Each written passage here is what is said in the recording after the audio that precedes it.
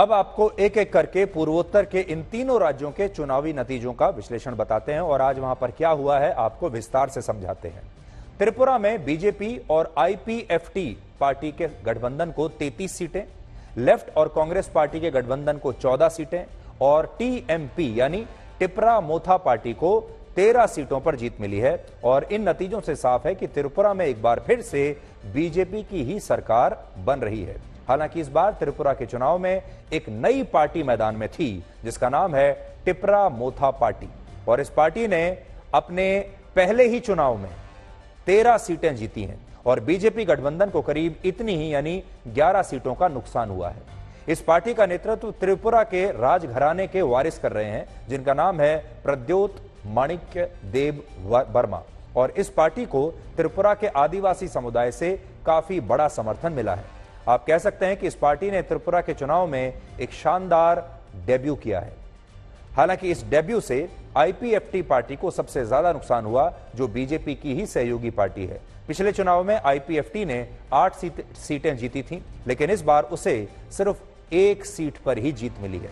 BJP ने पिछले चुनाव में 35 सीटें जीती थीं और उसे इस बार भी 32 सीटों पर जीत मिली है।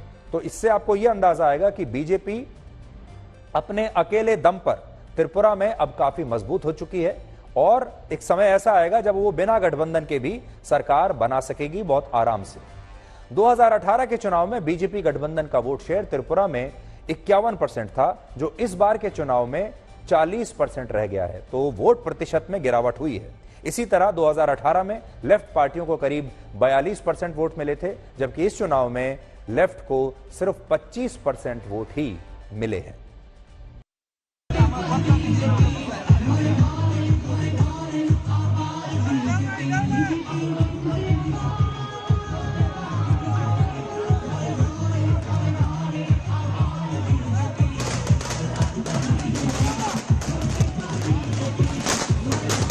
हम लोग काफी मेहनत किए, परिश्रम किए और उसका कोई विकल्प भी नहीं है।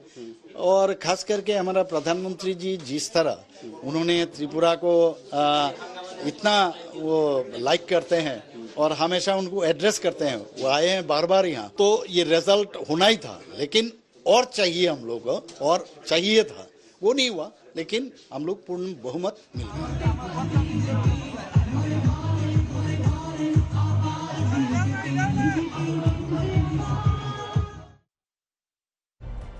तो अगर आप त्रिपुरा की बात देखें तो त्रिपुरा में अब बीजेपी अपने अकेले दम पर इतनी शक्तिशाली, इतनी मजबूत हो चुकी है कि वो अब बिना गठबंधन के या फिर बिना किसी की मदद के भी सरकार बनाने की स्थिति में है और ये बीजेपी के लिए एक बहुत बड़ी उपलब्धि है।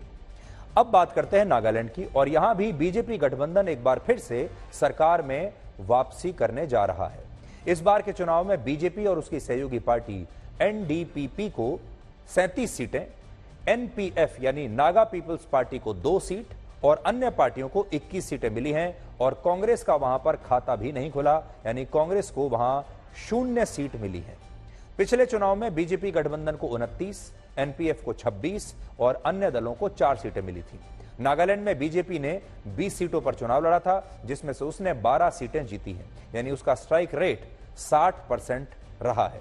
और इस समय भी नागालैंड में बीजेपी गठबंधन की ही सरकार है और नागालैंड के मुख्यमंत्री नेफ्यू रियो हैं और इस चुनाव के नतीजों से स्पष्ट है कि एक बार फिर यही गठबंधन नागालैंड की सरकार में वापसी करेगा। तो यह भी बीजेपी के लिए त्रिपुरा के बाद दूसरे राज्य में यानी नागालैंड में भी खुशखबरी है। अब मेघालय के नतीजे के बारे में आपको बताते हैं।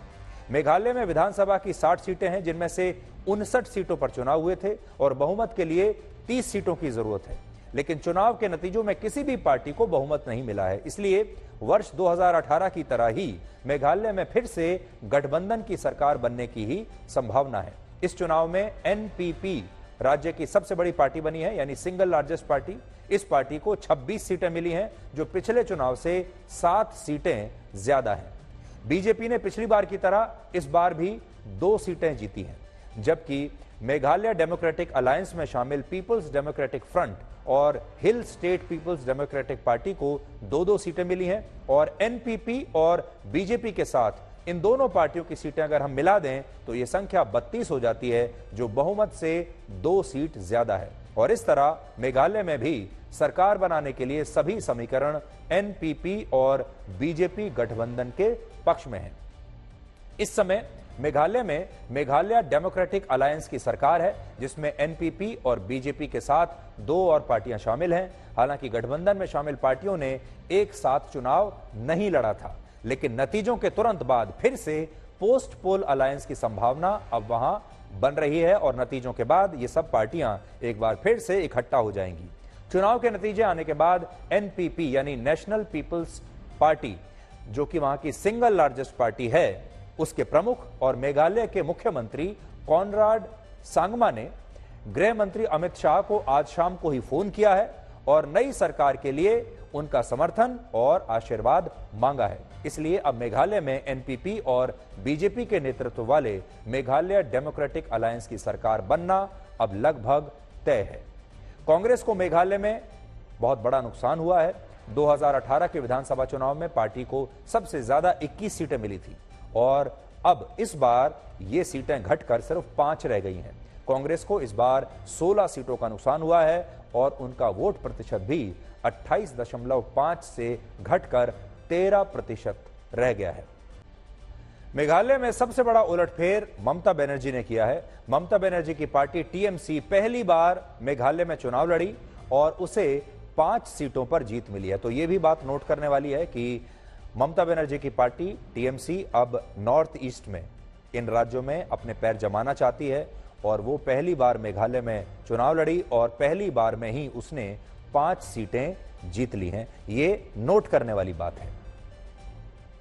तो आज के इन चुनावी नतीजों में जो सीखने वाली बात है वो ये है कि बीजेपी चाहे छोटे राज्यों में चुनाव हो या बड़े राज्यों में चुनाव हो, चाहे नॉर्थ ईस्ट का चुनाव हो या किसी और क्षेत्र का चुनाव हो, हर चुनाव को बहुत गंभीरता से लेती है। यहां पर आपको यह देखना होगा कि बीजेपी की पूरी जो टीम है वो एकजुटता के साथ चुनाव लड़ती है, चाहे प्रधानमंत्री हो, चाहे गृह मंत्री हो, चाहे कोई और मंत्री हो। बीजेपी की जो पूरी टीम है ये पूरी अपनी ताकत के साथ चुनाव प्रचार में उतरती है और उसका नेतृत्व खुद प्रधानमंत्री नरेंद्र मोदी सबसे आगे रहकर करते हैं। तो आपने देखा होगा प्रधानमंत्री मोदी खुद चुनाव प्रचार के लिए गए, जबकि दूसरी पार्टियां इन चुनावों में उतनी गंभीर नजर नहीं आती। कांग्रेस पार्टी को नाकामी मिली है एक बार फिर से, लेकिन तब भी आप ये भी देखेंगे कि कांग्रेस पार्टी ने इन चुनावों को बहुत गंभीरता से नहीं लिया और कांग्रेस पार्टी की जो टॉप लीडरशिप है वो यहां चुनाव प्रचार करने के लिए गई भी नहीं। तो बीजेपी से ये सीखने वाली बात यह है कि वो हर चुनाव को, चाहे वो छोटा चुनाव हो, चाहे वो बड़ा चुनाव हो, चाहे एमसीडी का चुनाव ही क्यों ना हो, चाहे वो बीएमसी का चुनाव ही क्यों ना हो, चाहे वो पार्षद का चुनाव हो, चाहे विधायक का चुनाव हो, चाहे वो लोकसभा का चुनाव हो, पार्टी बराबर की गंभीरता के साथ इन चुनावों को लड़ती है। और आज जैसे ही नतीजे आए उसके बाद आपने देखा प्रधानमंत्री मोदी अब से थोड़ी देर पहले दिल्ली में बीजेपी के मुख्यालय पहुंच गए। उन्होंने अपने कार्यकर्ताओं को संबोधित किया और उनका हौसला बढ़ाया। दूसरी बात इससे जो पता चलती है वो ये कि कांग्रेस पार्टी ने राहुल गांधी के नेतृत्व में अभी भारत जोड़ो यात्रा समाप्त की है और बहुत सारे लोगों को यह उम्मीद थी कि भारत में जो वोट हैं वो जरूर जुड़ेंगे कांग्रेस पार्टी के लिए। राहुल गांधी की जो मेहनत है कहीं ना कहीं तो दिखाई देनी चाहिए, लेकिन इन चुनावों में भी राहुल गांधी की ये जो मेहनत है ये बेकार गई और कांग्रेस पार्टी को भारत जोड़ो यात्रा का कहीं से भी किसी भी प्रकार का कोई भी फायदा नहीं हुआ इन तीनों ही राज्यों में। अब इन तीनों राज्यों में जो हार हुई है उस हार का श्रेय किसे दिया जाएगा? मल्लिकार्जुन खड़गे को दिया जाएगा, गांधी परिवार को दिया जाएगा, या जो और नीचे नेता हैं जो कि इन राज्यों के इंचार्ज थे उन्हें दिया जाएगा? ये सोचने वाली बात है। और इन 3 राज्यों को अगर आप देखें तो आपने देखा होगा कि बीजेपी वर्सेस ऑल, यानी विपक्ष अगर एकजुट भी हो जाए तो भी आपने देखा होगा कि बीजेपी आगे निकलती जा रही है। इन चुनावों का अगला फायदा यह होगा, कहने को तो यहां पर लोकसभा की ज्यादा सीटें नहीं है और अगले लोकसभा चुनाव में यहां से कोई ज्यादा सीटों की संख्या को लेकर ज्यादा फायदा बीजेपी को नहीं मिलने वाला, लेकिन इन चुनावों से पूरे देश में एक माहौल बनेगा प्रधानमंत्री नरेंद्र मोदी के नेतृत्व को लेकर और उनकी छवि इससे और ज्यादा मजबूत होगी। तो कुल मिलाकर बीजेपी को इसका बड़ा फायदा होने वाला है।